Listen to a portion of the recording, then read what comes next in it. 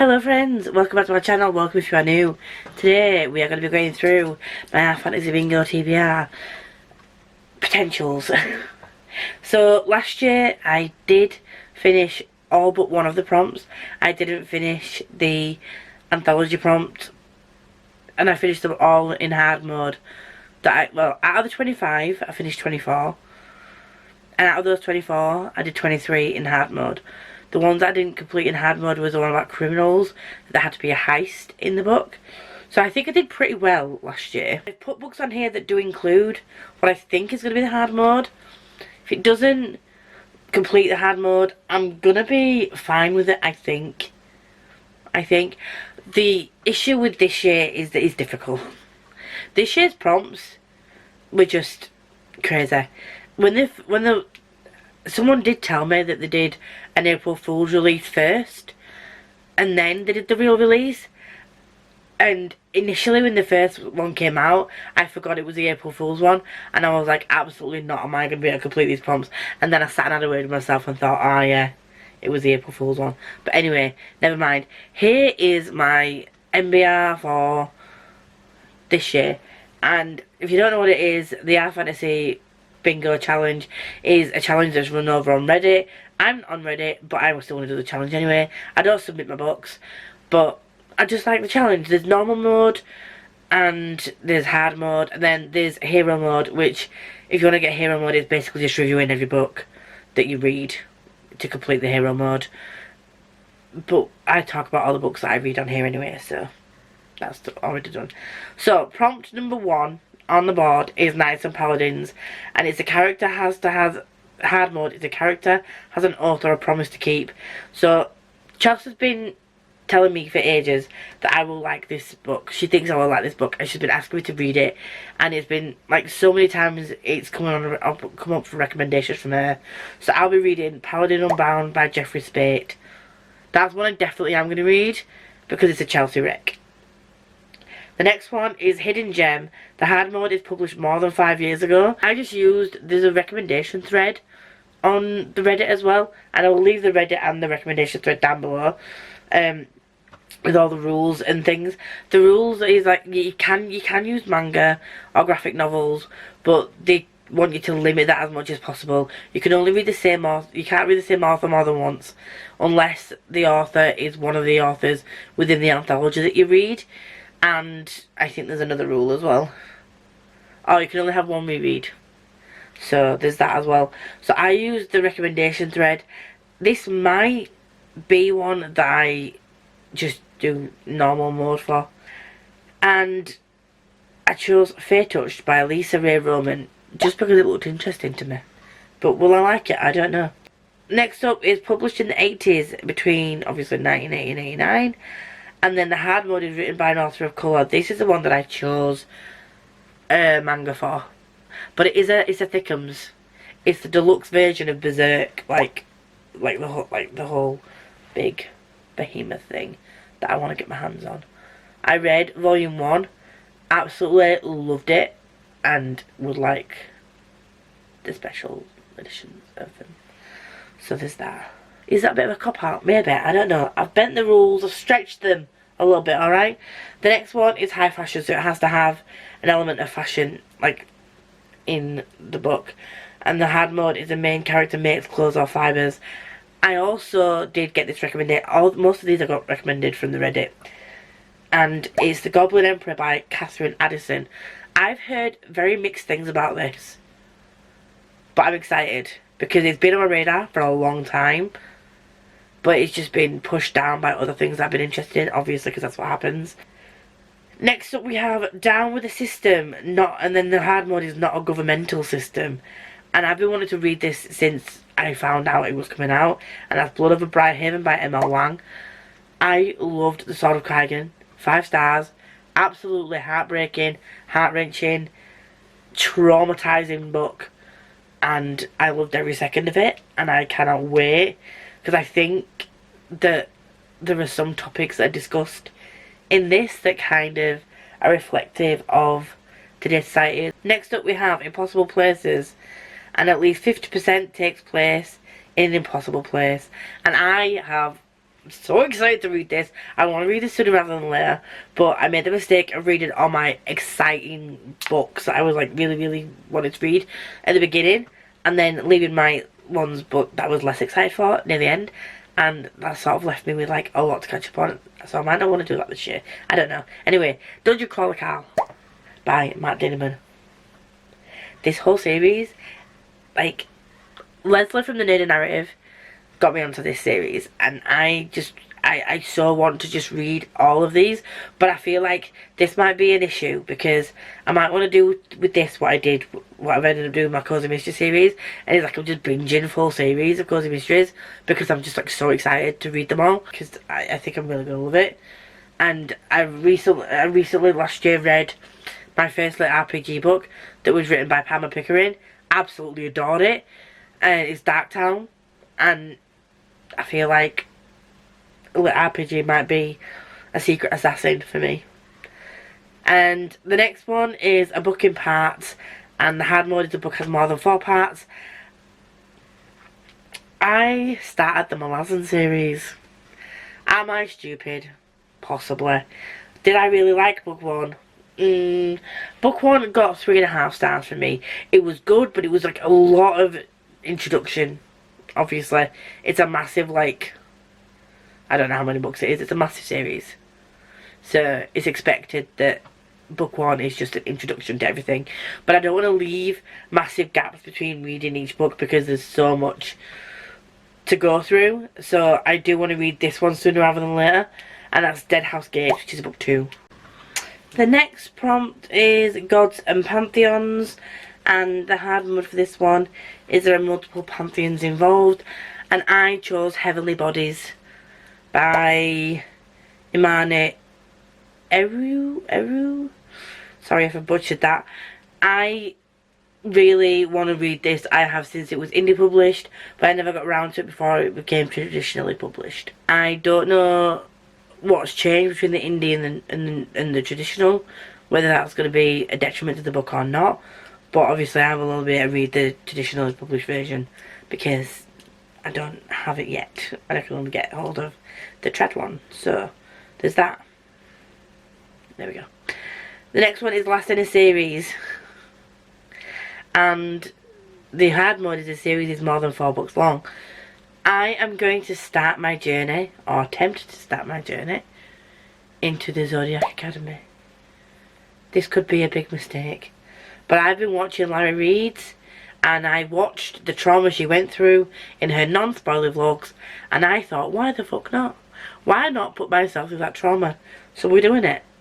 And I've been told that, like, once you get past the first book, like, the bully side of the romance is sort of, like, not after the first book, and it's, I don't know, I need to read it to get my thoughts and feelings. From what I've read in my past, I'm not a fan of the bully romance type thing, but it also depends how it's done.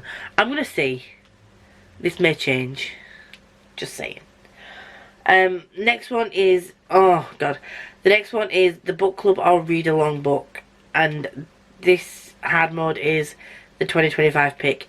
That's TBD, because I could look back through their previous book clubs, but I'm just gonna see what happens within this next year. If there's a book that I read that's part of their book club, you know, then that's fine.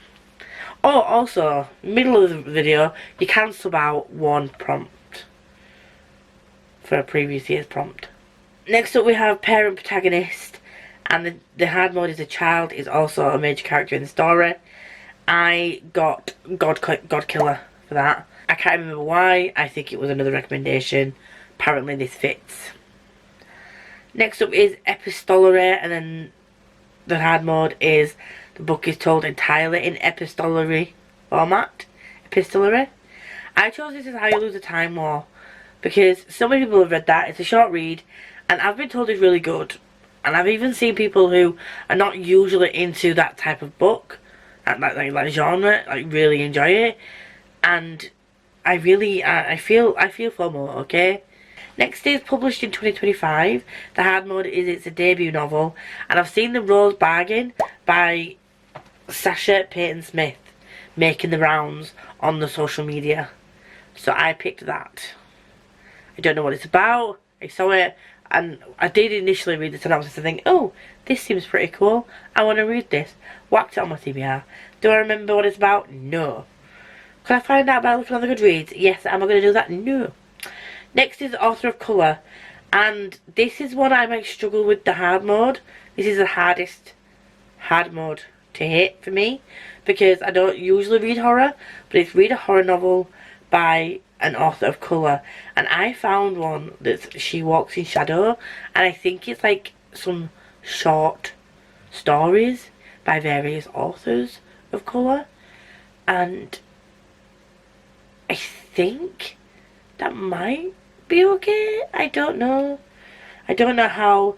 I don't mind like eerie, like atmospherical,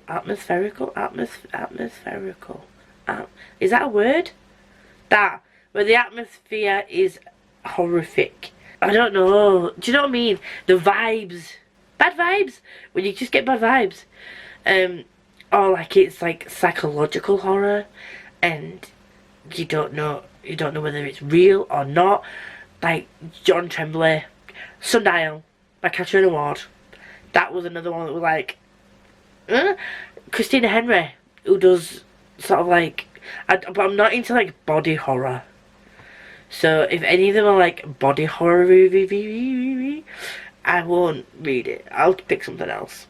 So I might not be a hit hand mod for that, but I really want to try. But also, I'm going to be reading more horror this year for reasons you will see shortly on my channel. The next one is a small press or self-published book. Hard mode, under 100 Goodreads ratings. I've chosen The Fall of Giants by Gregory Contaxis because I started reading this series, which starts with The Return of the Knights, when we did a tour for him last year, but my brain went braining. There seems to be a theme, and I decided to just re-pick it up again this year. So we're doing a tour for the book 3 in May, so I'm going to read the full series because that's what we do. Next up we have Biopunk, and the hard mode is there is no electricity based technology. I've chose The Tainted Cup by Robert Jackson Bennett because I was told by the Reddit to pick that. The next prompt is Elves and or Dwarves, and the hard mode is the main character is an elf or a dwarf. I started reading The Lord of the Rings. I want to continue with The Lord of the Rings, so I will continue with whatever book that is to be continued with. I can't remember. Is it Two Towers?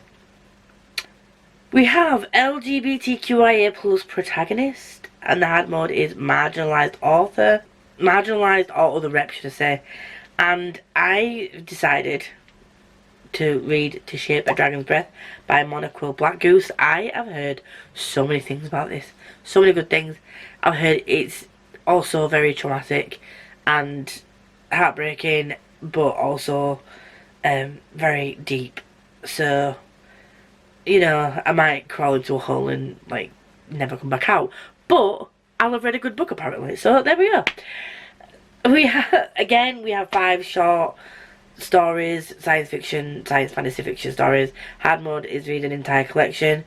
And there's Never Have I Ever by Isabel Yap. I can't remember why I put that on there. This may change. If there's another anthology that's fantastical that comes out, if I can finish the Advent of Winter, that would be a good thing.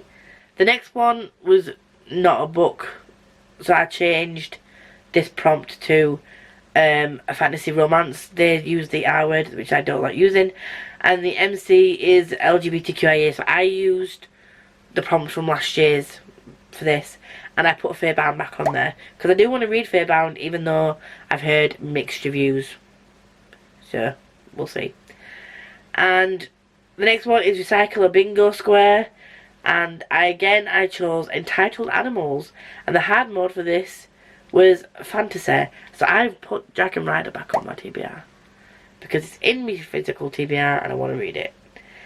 And with the last 3 prompts, with the cozy SFF and the hard mode is new to you author, and I've chosen Before the Coffee Gets Cold.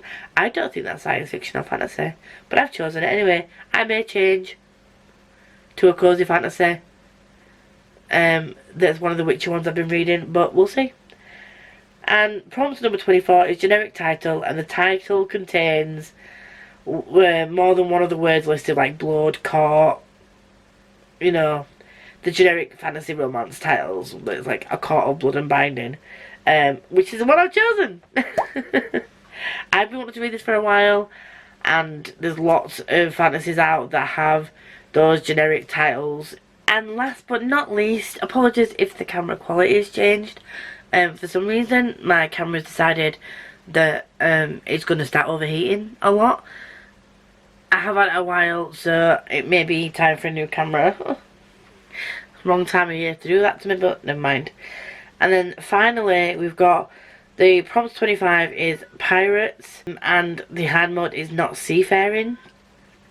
There's Retribution Falls by Chris Wooding.